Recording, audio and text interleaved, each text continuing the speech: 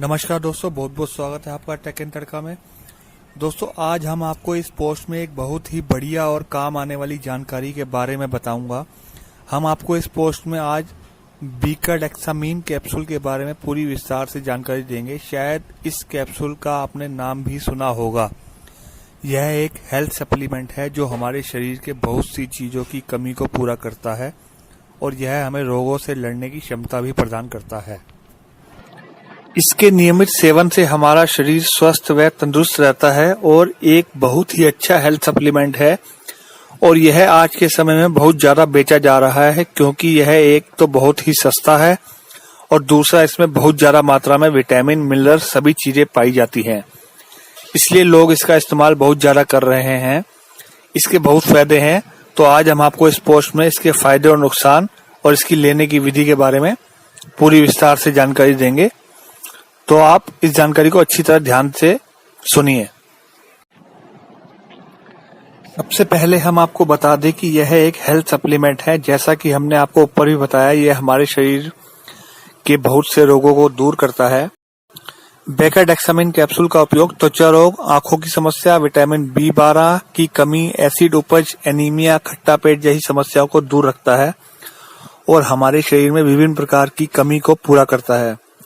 जैसे कि इसमें vitamin A, vitamin D, vitamin E, vitamin B1, vitamin B2, vitamin B6, vitamin C, folic acid, vitamin B12, copper sulphate, manganese, light magnesium, यह सभी तत्व मुख्य रूप से पाए जाते हैं जो कि हमारे शरीर को रक्षा करने के लिए बहुत ही महत्वपूर्ण है।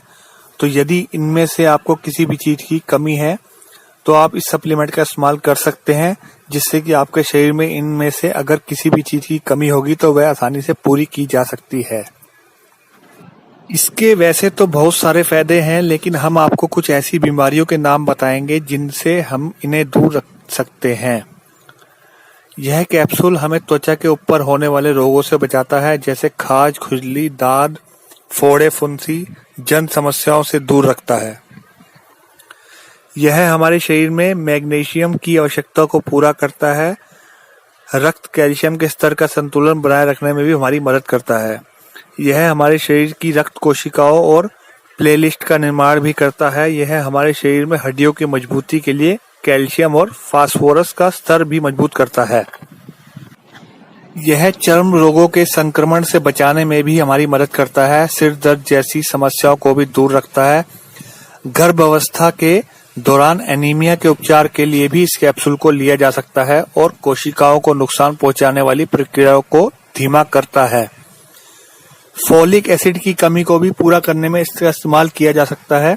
हमारे शरीर के लिए महत्वपूर्ण तत्वों की पूर्ति के लिए यह बहुत महत्वपूर्ण है।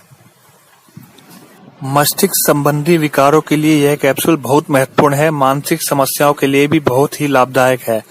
गर्भावस्था में जब जटिलताएं आती हैं तो उनके लिए भी और थायराइड ग्रंथि की रक्षा के लिए भी बहुत ही महत्वपूर्ण है। यह कैप्सूल जैसे किसी चीज में ध्यान न लगना, एकाग्रता खोना, गठिया रोग में विशेष रूप से नियंत्रण रखता है। विटामिन A, विटामिन B3 की कमी को पूरा करता है। यह कैप्सूल हाई ब्लड प्रेशर को भी नियंत्रण रखता है और कार्बोहाइड्रेट का चयापचय करके सामान्य विकास को बनाए रखता है। इसके अलावा इस कैप्सूल के और भी बहुत से फायदे हैं। अगर आप इसको नियमित रूप से लेते हैं तो यह आपके तनाव को दूर रखता है, आपके मानसिक संतुलन को बनाए रखने में मदद करता है और यह आपके शरीर को पावर ऊर्जा भी प्रदान करता है। तो आइए अब जानते हैं बीकाडेक्सामीन कैप्सूल के नुकसान के बारे में। इस कैप्सूल के आपके शरीर के ऊपर दुष्परिणाम भी हो सकते हैं यदि आप इस कैप्सूल का इस्तेमाल डॉक्टर की सलाह के अनुसार नहीं कर रहे हैं। क्या आप किसी दूसरी दवाई का इस्तेमाल कर रहे हैं या आप इस कैप्सूल को समय अनुसार नहीं ले रहे, तो आपको इस कैप्सूल के दुष्परिणाम देखने को मिल सकते हैं। अगर आप इन बातों का ध्यान में रखकर अपने नियमित रूप से इस कैप्सूल का इस्तेमाल करते हैं तो आपको दुष्परिणाम देखने को शायद नहीं मिलेंगे।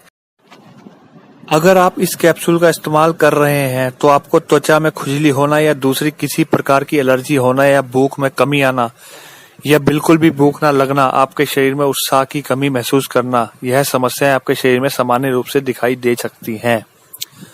कई बार इसके दुष्परिणाम से आपको दस्त लगने जैसी समस्याएं हो सकती हैं या कई बार आपका मल हरे रंग का आने लगता है, पेशाब करते समय हल्की हल्की जलन महसूस होना, इस तरह के दुष्परिणाम आपको हो सकते हैं। तो आइए जानते हैं इसकी सावधानियां और प्रयोग की विधि। आप इस कैप्सूल का इस्तेमाल करने से पहले एक बार अपने डॉक्टर को अपनी पुरानी बीमारियों के बारे में और दवाओं के बारे में, खाज खुजली के बारे में जानकारी दे दें। वर्तमान में आपके शरीर की स्थिति, जैसी भी गर्भावस्था या किसी और बीमारी, बुखार, जुकाम इत्यादि के बारे में बताना चाहिए। अगर आप आगे कुछ समय बाद सर्जरी या ऑपरेशन करवाना चाहते हैं तो उसके बारे में भी अपने डॉक्टर से पहले पूरी जानकारी दे दें। फिर इसका इस्तेमाल आपको डॉक्टर जिस हिसाब से बोलता है कितने कैप्सूल आपको खाने हैं, उस हिसाब से निर्धारित करते हैं। तो आप इस हिसाब से कैप्सूल का सेवन कर सकते हैं। यदि आपको पाचन जैसी समस्या है तो आप इस कैप्सूल का अपने डॉक्टर की अनुमति के बिना बिल्कुल भी इस्तेमाल ना करें। यदि आप नियमित रूप से इस कैप्सूल का इस्तेमाल कर रहे हैं और बीच में आपको किसी भी तरह का दुष्प्रभाव दिखाई देता है, जैसे थकान, सिरदर्द, भूख कम लगना, समस्याएं आपको दिखाई देने लगती हैं, तो तुरंत अपने डॉक्टर से मिलें और इस समय इसका सेवन बीच में ही बंद कर दें।